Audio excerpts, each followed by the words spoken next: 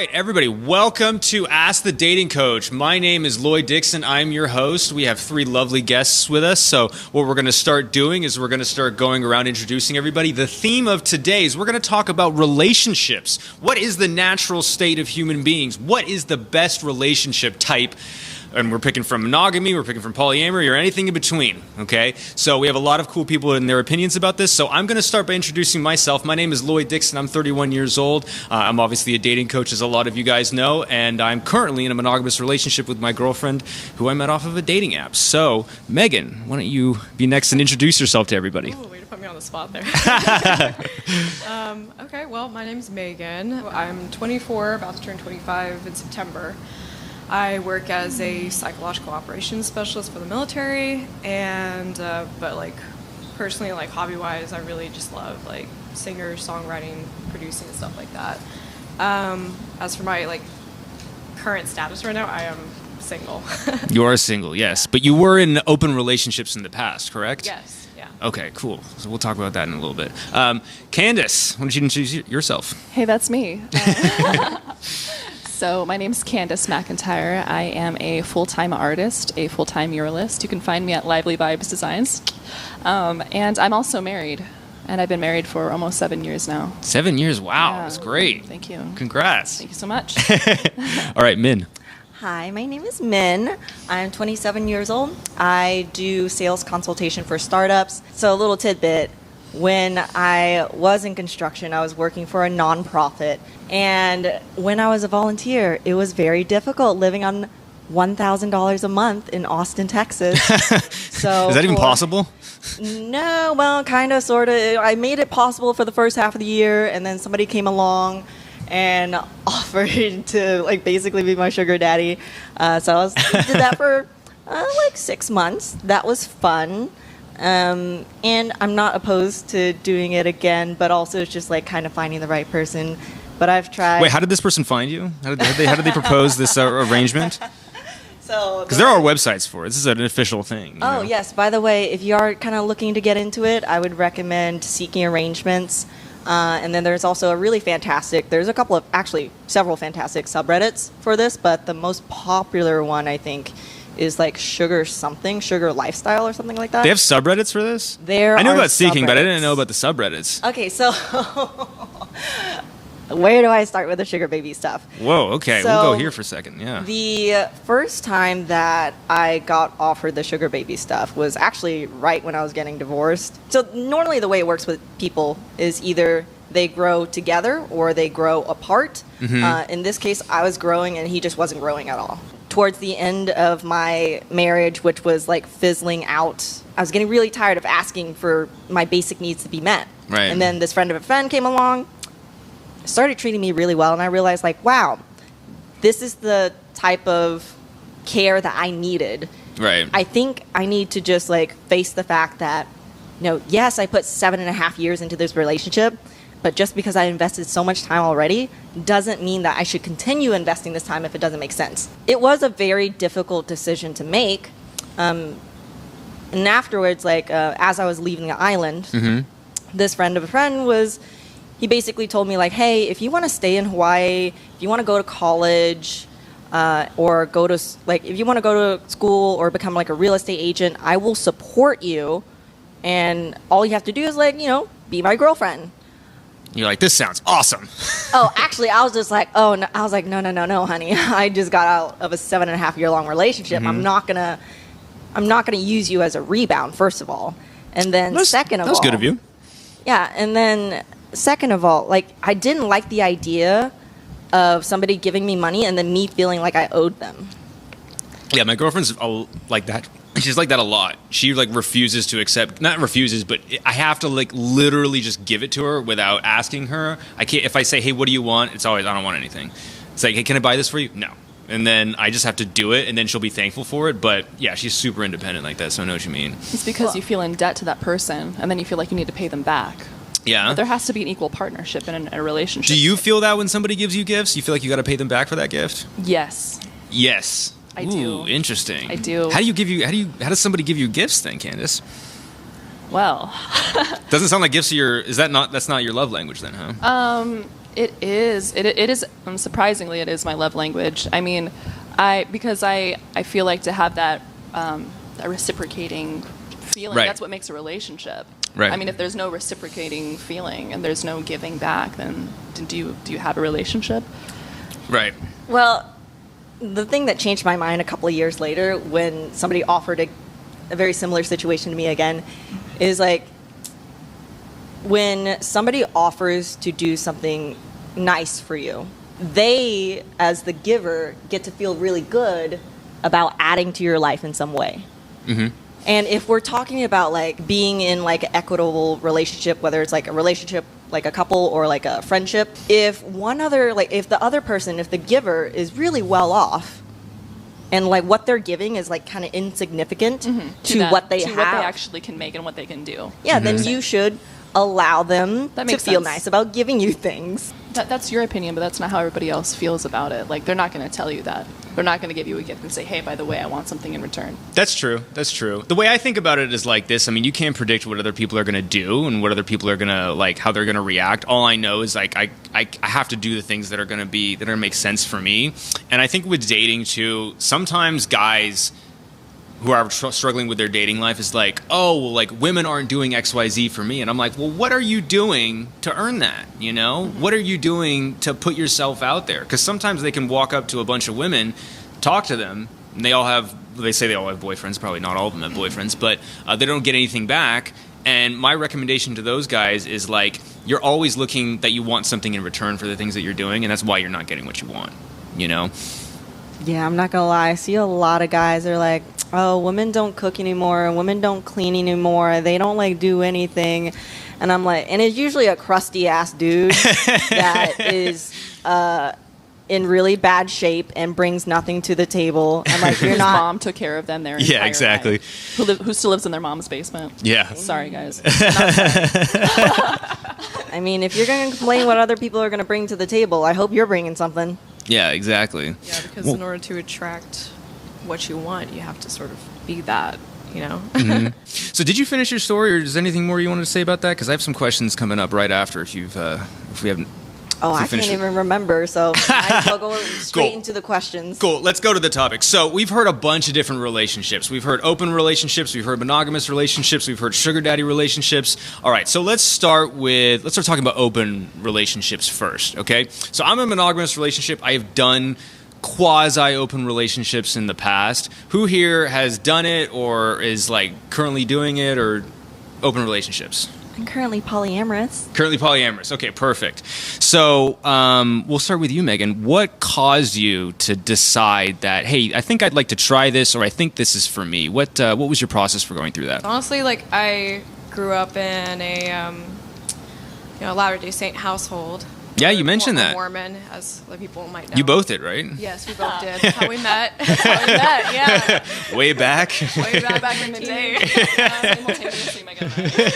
Yeah, and just growing up, I always felt just kind of different than how other people view Right. things. Where it was like very, and especially It's very different from the environment you grew up in. yeah, and Yeah. especially with Yeah. the mold Yeah. that they expect for you to fulfill of like date around a bit, and then but of course inevitably to find that like single person of the opposite gender to be your partner for all eternity. Yeah, right? all eternity. Yes, all eternity. Yeah. I'm not joking. Yes. Wait, Yeah. It's not what death did you till say? do- For all eternity? Or For all eternity. Yeah, Oh, yeah. It's Yeah, not okay. death till death do us part. In the, Yeah. In heaven, you're going to be like, Jesus Christ, can you stop it with the nagging? right.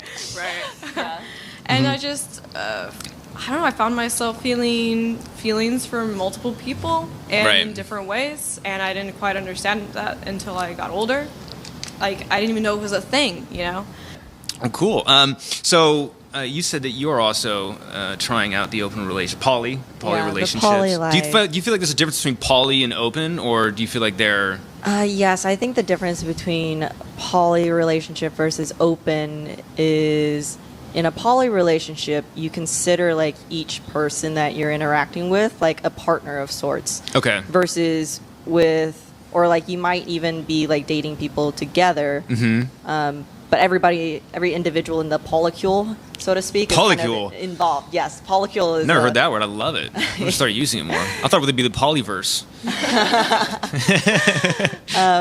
But with the open relationship, you're kind of dating separately.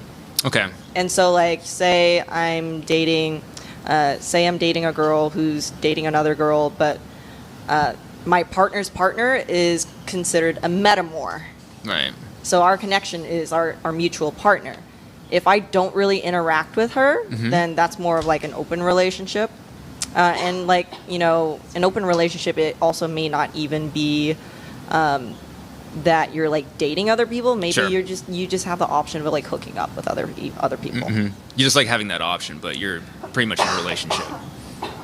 Yes. And then you also like can divide it into like some people do a hierarchy where maybe Right. they have like a primary partner and then everybody else is like anybody that they date outside of that core relationship is like a secondary partner. But at the end of the day, they're always going to prioritize their primary. Yeah. I personally don't love that style. I like the kitchen table style polyamory where you You're know, like, what are we having for dinner? yeah, where you can like sit down with your metamors and you guys were all like Well, friends. metamors, you got to define these terms. There's some people out there that aren't educated. What's a metamor? Is that a bug or is that like...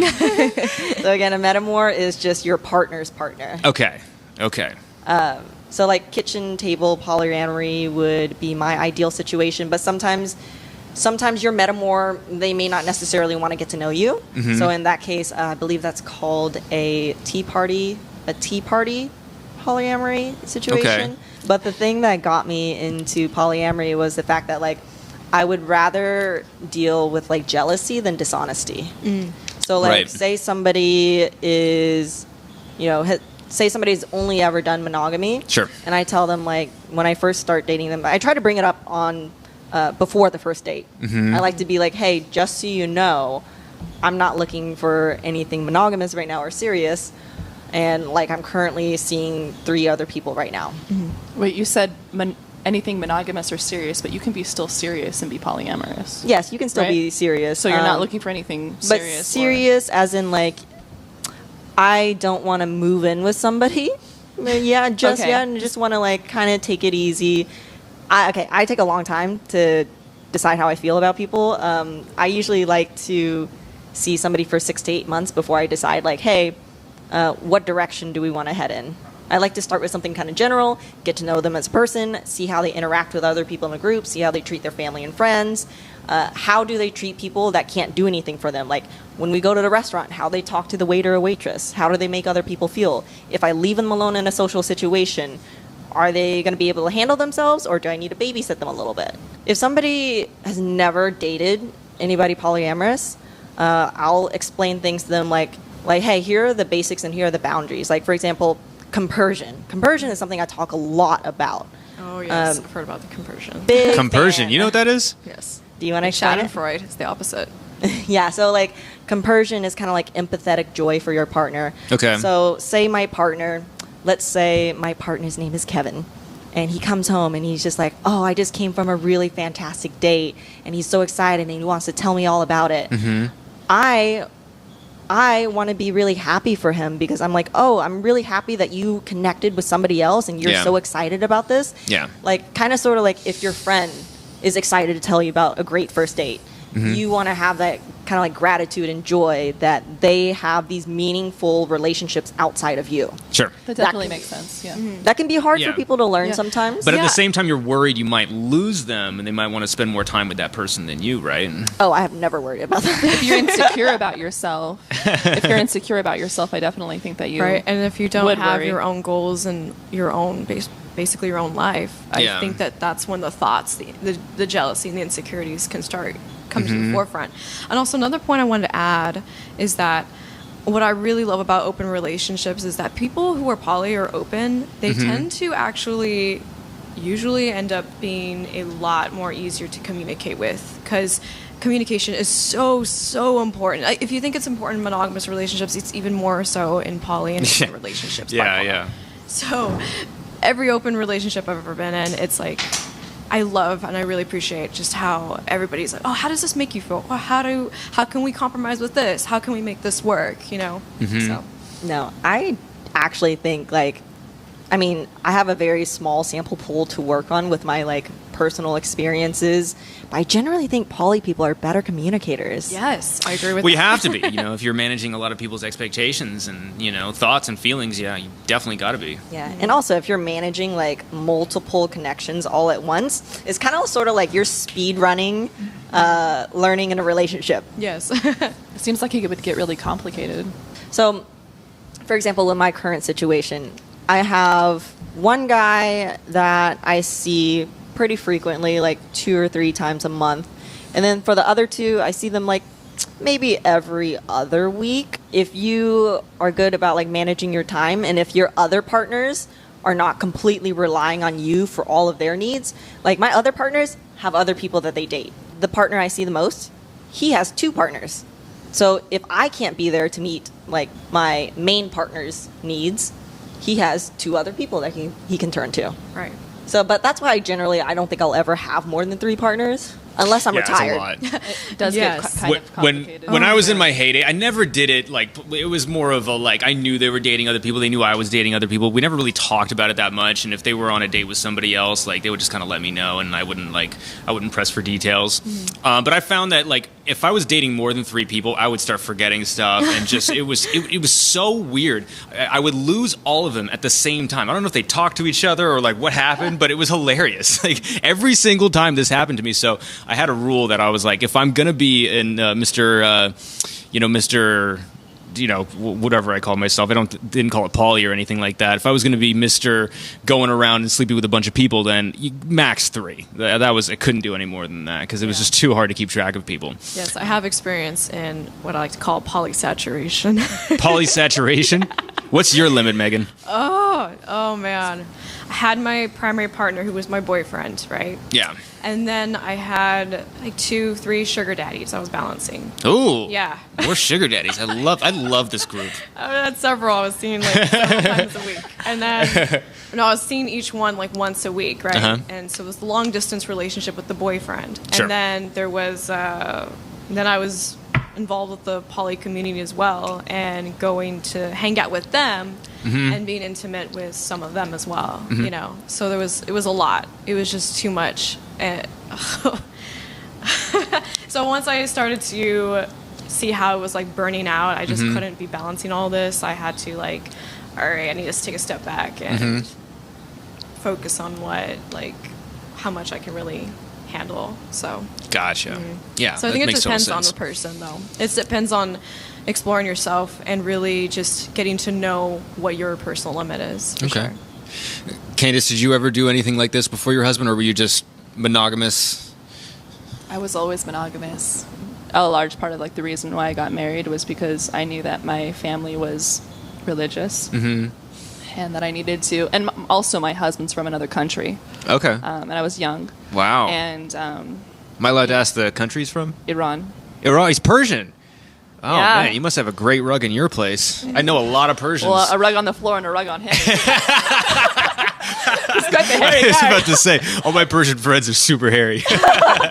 Yeah, he's beautiful though. When it comes down to the question of like, what are we naturally? I think it's natural for us to want to have sex Yes. with many people. Many people, yes.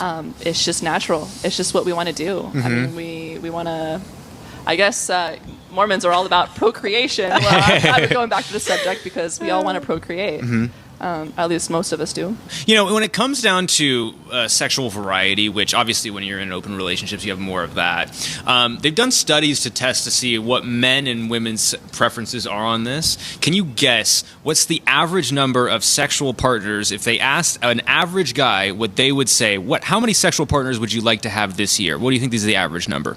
Oh, wait. You're saying Ooh. like, okay, so a guy says, I like to have this many number I would of like to people have sex with this you. many people in this year. I think guys are always horny. I think that they want to have sex with probably more than one person a day if they could. So, Not everyone can. I'm exaggerating. Yeah. Here, but, I mean, Well, you're it's not wrong. Oh, really? Wrong Okay. Number. But the numbers aren't that high. But like, what do you guys think are the numbers? 50. 50. We have 50 here from men. What do you think, Megan?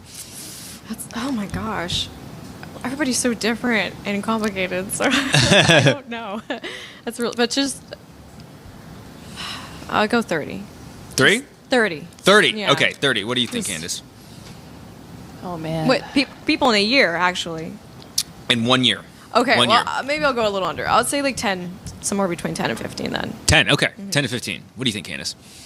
200. 200? You said Dang! It's not 200. It's not 200. I'll just give you guys the answer. It's actually like 5. It's 5. Oh, I was 5 the okay. closest. 5. Yes, you were the win. closest. Megan wins. So when it comes to sexual variety, typically men want to have a few sex. You can guess what the average number for women was. Definitely higher.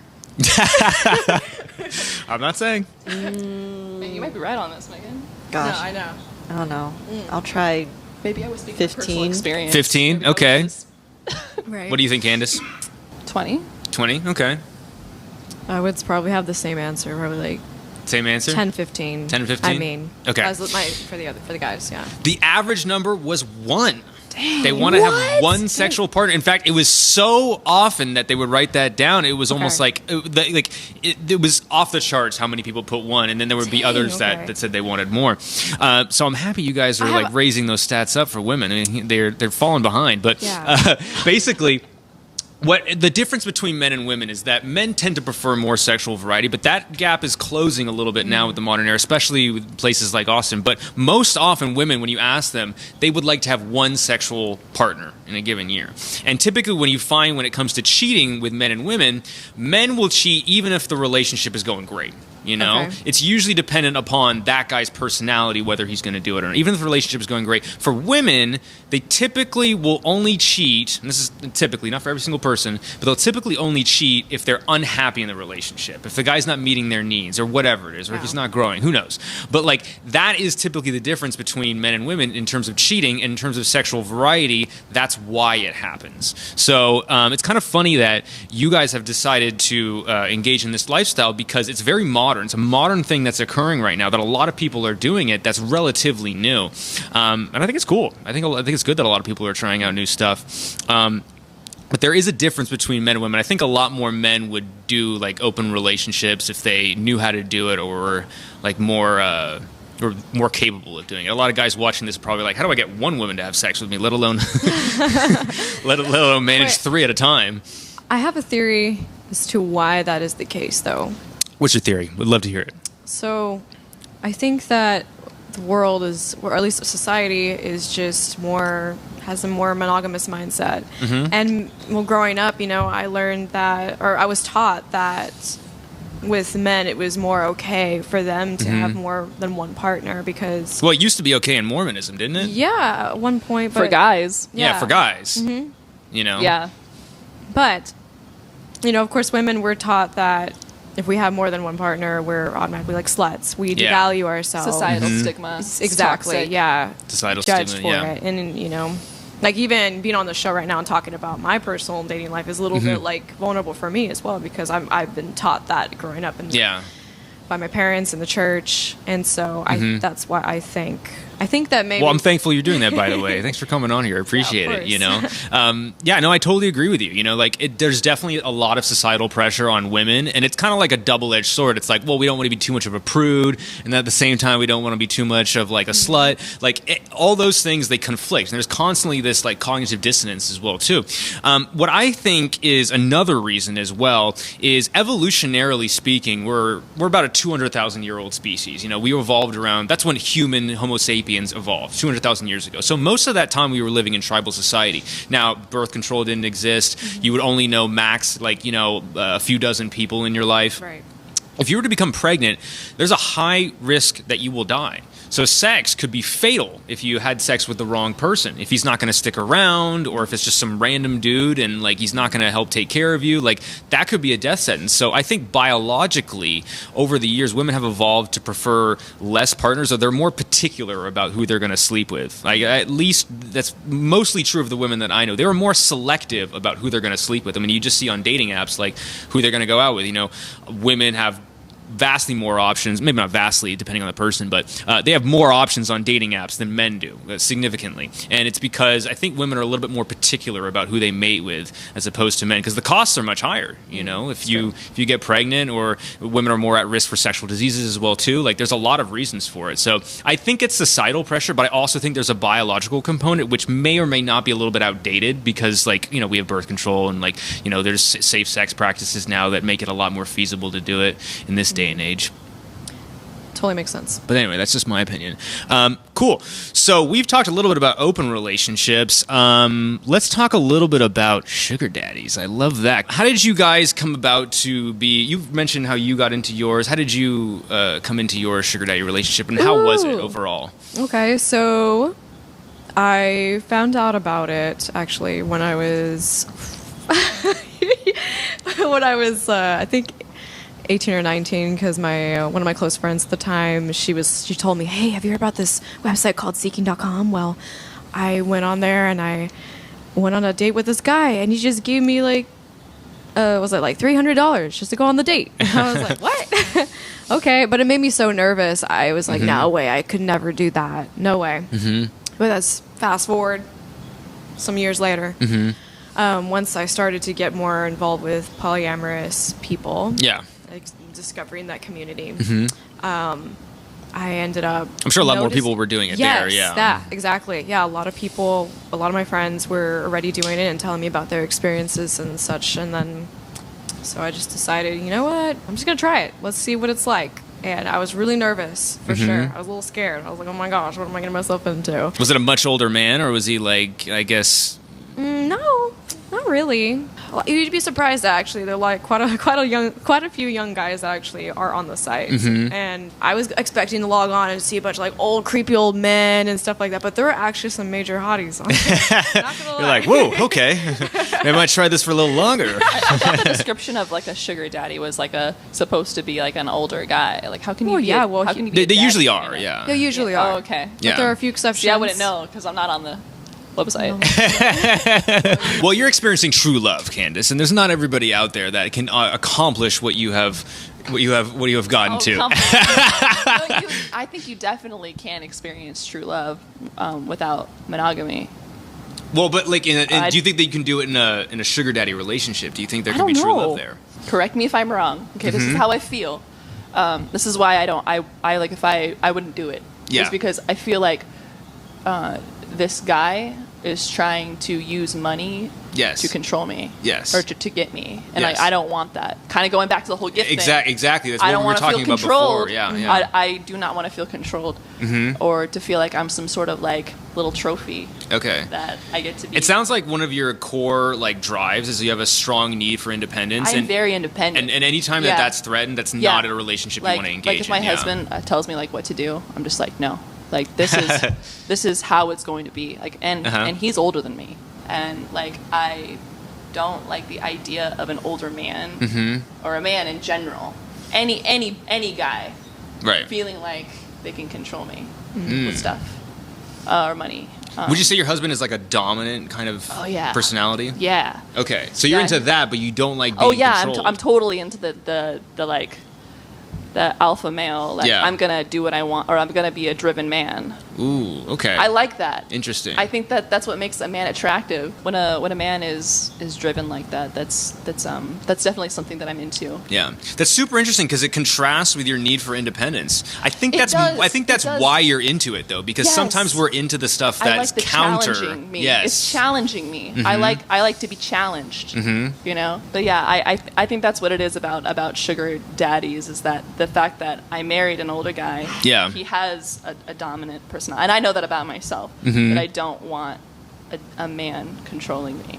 So I'm against doing that. Okay. Yeah, that's interesting because for me, arrangements allow me to feel like I'm in control because I'm the one that's kind of setting the contract, so to speak. But why are they giving you stuff? The guy never sets the contract though, because sometimes the guy can be like, "Hey, this is what I want to do, and if you want to do it, that's fine. If not, right." I've had that experience with sugar daddies for sure. 50 Shades of Grey gives you a 12-page contract. Not like that. Not that exaggerated. It's just more of like the first date's always the the discussion of boundaries. What we're both seeking. Yeah. Pun intended. Yeah. But how do you feel like this gives you a sense of power or a sense of independence? So I'm very efficient when I was. You've on used that word Secret efficiency a few times. Interesting. I just love efficiency sometimes. You're a very business-minded woman. I am, which is okay. also so like basically on my seeking arrangement profile, I have a list of services, and I already have I have my boundaries listed, and then a list of services with pricing. Nice. So that they know. What do you mean by services? Hold on. What? So there's a lot of different. There's a packages, lot of different. okay. Different packages. Like Okay, for perfect. example, some guys just want to bring me on a date to maybe like flex on other people around them. So like sometimes I will be getting paid like $250, $500 to be on a boat because they need a bunch of attractive women on a boat. Nice. Wait, how do you Or- get into situations like that? Oh, you by- guys- you not guys my. meet after and That was connect. not my experience. on Or like so I would set pricing, or like so there is also like for example I did a lot of professional cuddling. I'm like, there is no sex involved, but if you give me 1,000 hours you can have 2 to 4 hours of cuddles. And like if you actually want sex, that's the thing I would set at the highest price point, because I feel like a lot of my arrangements actually didn't involve sex. Maybe like one out of 5 would actually involve me having sex with somebody. Some people just needed a hug, or they wanted to not be lonely on like a trip to Aspen. A lot of the guys that I interact with, and a few women as well, what I saw pretty often was they were very ambitious and busy people, and maybe didn't have the time and the energy to devote to being in the dating scene. And this was easier for them. Another thing is I would sometimes take other stuff besides like monetary, instead of doing a monetary exchange, sometimes I would just ask for The gifts or something? I would ask for them to, invest in my education or to buy me power tools, because I was like, at one point I was refurbishing furniture. I would buy furniture off of Facebook Marketplace or something, or Craigslist, or not buy, but whenever people give away furniture for free, I would rent a little truck from Home Depot. It's very cheap for the first hour. I would pick up the furniture, take it back to my place, refurbish it. So sometimes it was me asking them to invest in whatever I was doing for money at the time. But there's a lot of different types of arrangements, and I felt like a lot of people liked my profile because I set the boundaries and I set the price, and they don't have to like guess and negotiate Right. and go through like kind of like the intro, and we have to like, I just made it a lot easier for them and offered less friction. And then there's also, I would caution though, if you are doing the sugar baby life, there's a lot of safety precautions that you should take. Yes. For example, don't ever use your real phone number and block out your face.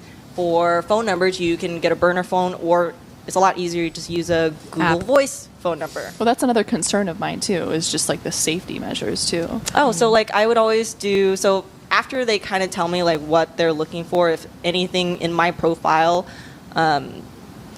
looked appealing to them, we would do a meet and greet in person, and then it was always public and during the daytime, and I'd always let people know like, hey, if you don't hear back from me within like an hour or two, maybe call the police. Yeah, I got those texts a couple of times. For Megan. Yes. Why don't we do this? Why don't we say, you don't have to think about that, but like, let's say there's a guy watching who's on Seeking right now. Okay. Do you think, what do you think would be a guy that, would have a chance with either of you in like terms of forming an actual romantic connection?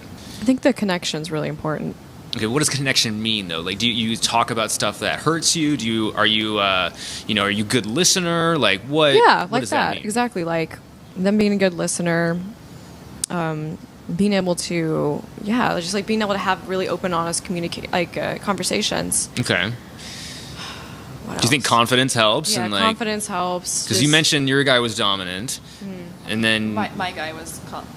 your guy was dominant too, but she Yeah. mentioned hers was as well. okay. Yeah. I feel like I'm not gonna know. I don't necessarily like have all these things that they have to check off. I have like a general idea, but my game plan is just to not look for anything specific, and because I feel like when I don't look for anything, that's when all of the best connections I come to 100% me. agree with that. Yeah. Yeah, like Every great relationship I've ever had was always something that just organically happened. There was there were no expectations of like, oh, you have to be this and this and this. You know, it just happened. Same for you too, Candace? Not in seeking, obviously, but in life in general. Yeah, the way that I met my husband was very, I mean, it felt to me like it was very organic. How'd you meet him? Very unexpected, actually. I met him working at Papa John's Pizza. Papa John's Pizza. Yeah. Was he the delivery boy? We both were. Did he ask you out? Yeah. How did he ask you out? I was actually leaving to go drop off a pizza, and he was coming back to drop off a pizza. And then he just rolls down his window and he goes, well... Hey! Yeah. Hey, how are you doing? I want your number. No.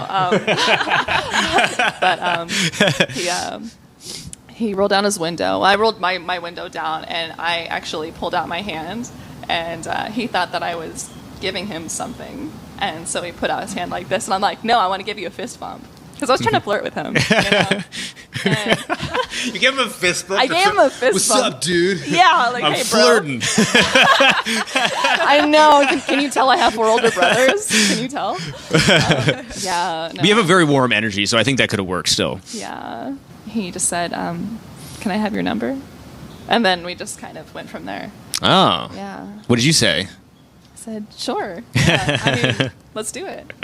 What made him so attractive was that he had a sweet energy about himself. Okay. He had this sort of like, I want to be your friend. Uh-huh. I think that's Authenticity. Yes. Genuine. Yes. he had that about himself. And So you started kind of as friends first, is what I'm hearing.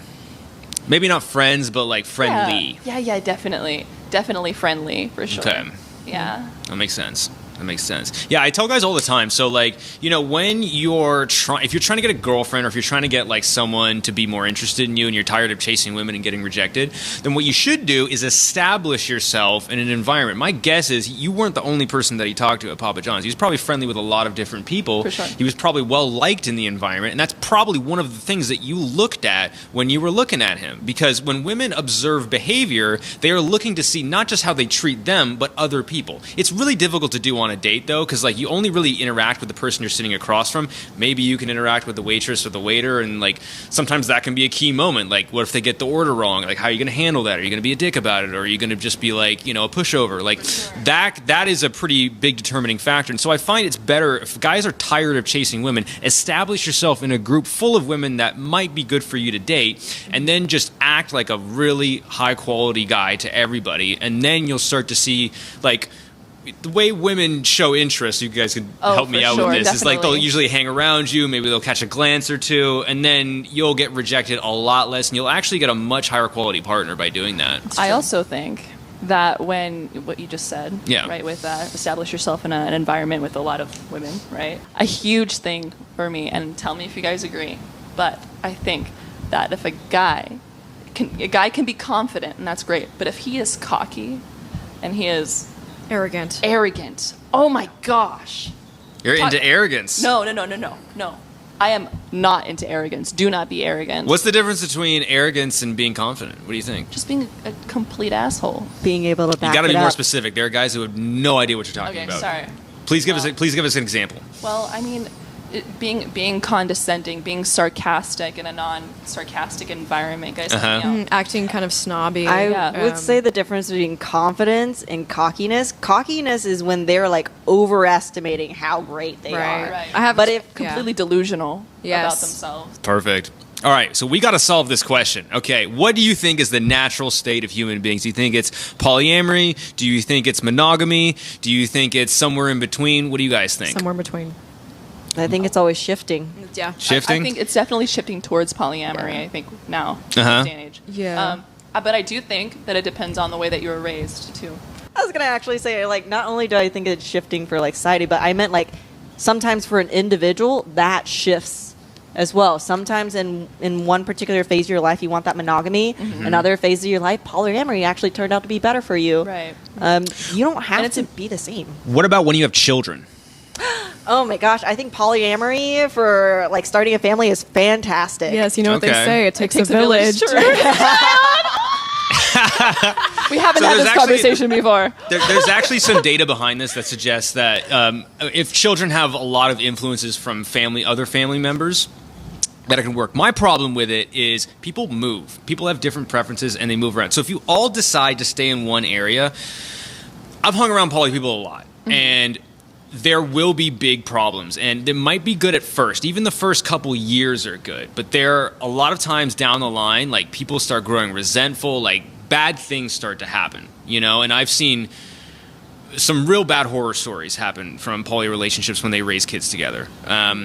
And so that does worry me a little bit. I think poly relationships are good if you can manage them. I think they work for, you know, a short period of time. Forever, I'm a little skeptical about that. That's my personal opinion about poly relationships. And don't get me wrong, I've done open stuff in the past, and you know, currently I'm in a monogamous relationship right now, but I have nothing against it. I've just observed behavior around it, and I think depending on the setup, because it's no two poly relationships are the same, but I've seen real big issues with that. Not to say that people who are monogamous don't raise fucked up kids too, because they definitely do. But like, I've seen just some really troubling things happen, and I think the stability, for a child is super important. And so, I think for most people, monogamy would be the best option for most people. But if you can handle a poly relationship, I think it can absolutely work. But communication is key, and you know, being vigilant about it, and really being studious. But what do you guys think? I would say for the most people over 60 or 70%, monogamy probably would make more sense for a family. But like for polyamory, I think the most ideal might be like having a primary nesting partner. Yeah, I think there's going to be a primary, you know, someone that you can turn to at the end of the day when the world's ending or whatever. Yeah, I think that'd be good. Or what I've seen that works really well is like when there's like two couples or like maybe a couple and a throuple are in very similar phases of their life and like the area that they're in, and they will basically like buy properties like right next door. Yeah. And it's kind of nice, like if one couple wants to go out on a date night, the throuple watches it, not it, them. Yeah. Watches the baby. Damn, look at them having a great time. It's kind of nice instead of being like maybe, you know, monogamous relationship, you're, you know, averaging out like 50-50 input ideally. Sure. For taking care of the child. But, you know, if you are, for example, in a throuple where all three of you guys are like very compatible, it's more like 33-33-33, which puts a little bit less pressure on you. It does. I think it doesn't have to be 33-33-33. I mean, if one person's working all the time and they're the breadwinner, you know, they might not be home as much, and maybe the other two will take up, you know, some of the slack off that. I definitely agree. All right, I will ask you, Megan, and you, Min, this question. Is there any circumstance, and then we'll go to viewer questions. Is there any circumstance that if you met the right guy that you would be in a monogamous relationship if you requested you to? Yes. Oh, I already asked that. I'm not opposed to potentially considering monogamy in the future. Uh-huh. Same.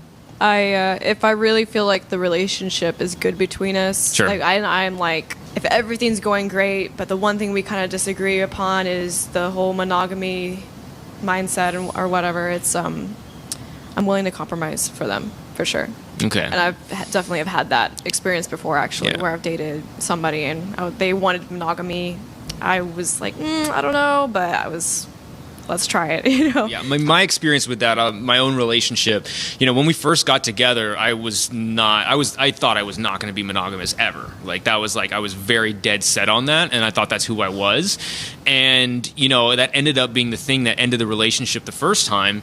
And then now that when we got back together, I decided that I was going to, you know what, like, I really didn't give it a shot, you know? Like, I really didn't give it a try. You know, maybe it's not as bad as as I think. And so when I went back in there, I was, pretty gung-ho about doing it. I'm not going to lie, there's been definitely challenges as someone who has not lived a monogamous lifestyle his entire life to be in it. But I think there's definitely some super rewarding things about being in a monogamous relationship that I felt like I wasn't getting when I was in, dating a bunch of different people at the same time, for sure. So monogamy, you're kind of relying on like one person to meet like all of your romantic and emotional needs. Sure. And like the reason I love polyamory so much is like each person that I'm seeing just brings something so different to the table, and it just feels much more well-rounded. So I mean, if somebody comes along that can give me meet a variety of my needs, maybe not necessarily all, but most of it, that's the person I would probably consider monogamy for. Okay. You've already considered monogamy, Candace, so There we are. Is there any circumstance in the future you would consider open, or is that not on the table at all? I would consider it. You would consider sure. it? Yeah, I Okay. think so. Because I just like what you said, like having somebody to meet all of your needs. I mean, we have a lot of needs. But I have a lot of needs. yeah, I have a lot of needs, and relying on somebody, it feels like you're putting a lot of pressure on somebody to be able to Right. meet all of those needs. But I think that it works for some people. Yeah. It doesn't work for some people. Sometimes it's a scary thing to take a chance in having an open relationship, because you can never go back. Yeah. Right. Once you make that choice, you've made that choice. You can't go back. But I think that there's something to be said about people who have open relationships. It means that you are strong. Yeah. That you have the ability to be able to communicate with your significant other and Sure. be able to manage all. But what I do with my job, like, it's a lot of physical labor too. I think I would be kind of tired, if I Wait, I art? The art is the physical labor part? Right. So I'm a Okay. muralist, so I do giant paintings. Right. And when I'm thinking about that, I'm like, dang, after I'm done, and what if I get hypothetically a call, hey, let's go out on a date, or let's do this, and let's go kayaking and all this stuff, or all these different guys, that would Yeah. be I'd be tired, because it's already hard enough managing one relationship. Yeah, I think the scheduling would be a little bit annoying Yeah. for sure. And it was for me in the past. So that's one nice thing for monogamy. But yeah, cool. All right. So let's go with you first, man. What are some of your requirements to date you? Well, first of all, if I'm dating somebody and there's only one person I'm seeing that's not a sugar daddy, they should be grateful I'm not invoicing them. First of all, and then You stripe. they need to ideally understand compersion, and hopefully they will enjoy all the benefits of me making a lot of money and taking them out and hopefully spoiling them. Okay. So, just so you know, guys, if you date a sugar baby, you do get to reap some of the benefits. What are some of the benefits? Oh, sometimes... Top tier cuddler? Sometimes, if I had, a really good month, if I made, $10,000 in 1 month, I would spend some of it taking somebody I was just dating regularly, on a really nice dinner, or I would get us, do a getaway trip for us. Sure. Or take them to a festival. Nice. Any requirements for you, Megan? Requirements to date me. I would say Being open-minded for sure, I think is one of them. being open-minded, non-judgmental. Yeah. Being able to have a good connection, being able to have good conversations, and just respect. Yeah, you're very chill and you're a very good communicator. So I don't know, I feel like a partner of yours would probably have to have those things as well too.